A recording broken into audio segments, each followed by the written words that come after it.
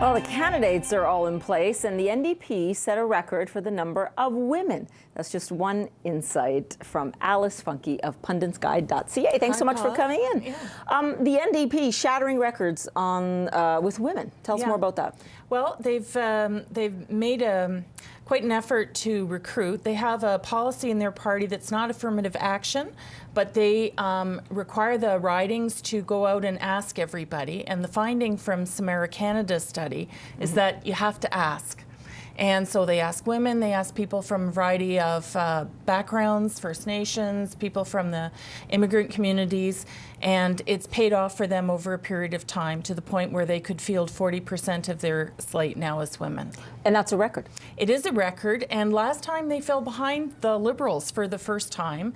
Liberal leader Stéphane Dion had appointed a number of women, and that's not something the NDP likes to do, but they did fall behind.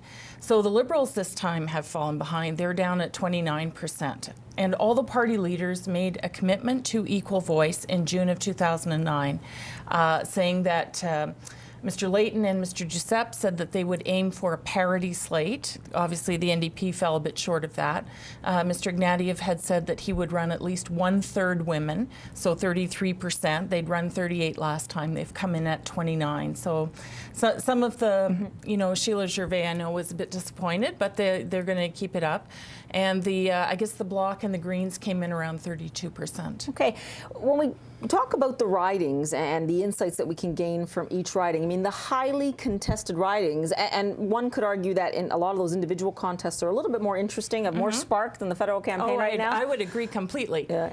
So in a lot of these individual ridings, if we take a look at one, Surrey North, we were talking about what a battleground BC is right now. Surrey North, if we just take a snapshot of that riding, in terms of how, you know, how it's being contested, what's going on the ground there?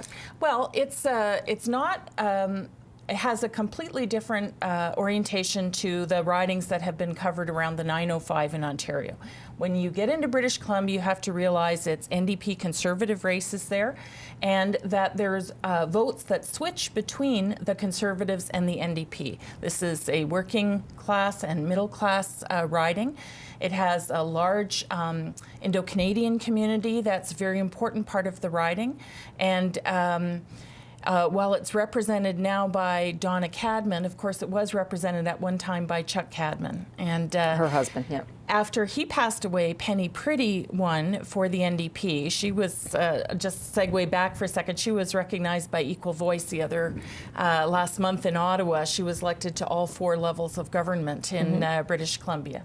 And she was family friends with the Cadmans. It was quite well known that they had been friends, and so you saw a big chunk of vote move between Mr. Cadman, who was an independent but used to be a member of the Canadian Alliance, and Ms. Pretty. So she decided not to run in the last go-around, quite late, I guess, and meanwhile the Conservatives nominated Mrs. Cadman, Donna Cadman, and she edged out the NDP, but they're back with a new candidate. And it's a close race there, any way you slice it. Yeah, it is a very close race, and the Liberal vote now, mind you, didn't decline in the last election, but it hasn't really been a significant vote there since about 2000. But interestingly, they're running the same candidate as they did in 2000. I think you're going to meet Dr. Purwell. So yes, absolutely, in a few minutes. And so the point is, the Liberals do have a track record there, and anything could happen in terms of splitting the votes. Vancouver Sun just wrote about the riding, saying it's a two-way race, but you'll be able to draw some conclusions, I'm sure, shortly.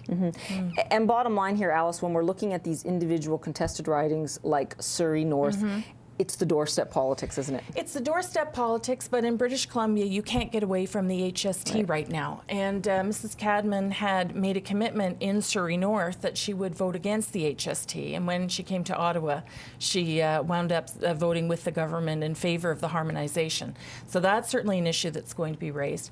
And very big issue is crime, gang violence. And so both Mr. Layton and Mr. Harper have been out to the riding, and that's a big focus that's being raised by both parties. parties. And we all talk about how those individual ridings, even on the West Coast, BC, we all have to stay up to see the results this time around. They're going to be very important. Oh, yeah, for sure. Yeah, Alice Funke, thanks so much for coming in. We'll talk to you again.